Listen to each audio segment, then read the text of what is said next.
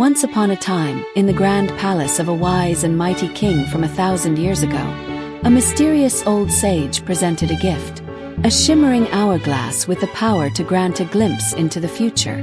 The king, curious about what lay ahead for his kingdom, held the hourglass tightly and whispered the sage's incantation. Suddenly, a blinding light enveloped him, and the world transformed around him. When he opened his eyes, he found himself standing in the middle of a bustling modern city. Towering glass buildings gleamed in the sunlight, and strange carriages, without horses, whizzed past him. At first, the king was overwhelmed. "What sorcery is this?" he muttered. But soon, his curiosity turned to delight as he explored the marvels of this new world. He rode in a car and marveled at its speed. He tasted ice cream for the first time and declared it the food of the gods. He visited a mall and was awestruck by the vast array of goods and clothing.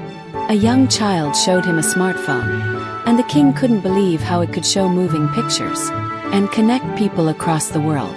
At night, he watched airplanes soar through the sky, calling them metal birds of freedom.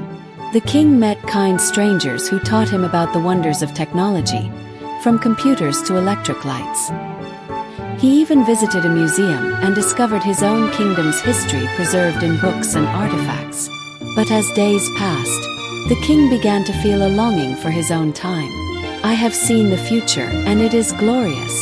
But my people need me back in the past," he said. Using the hourglass once more, he returned to his kingdom, brimming with ideas. Though he couldn't recreate the future's technologies, he used his experience to inspire his people. He introduced new ways to farm, trade, and build, making his kingdom thrive like never before.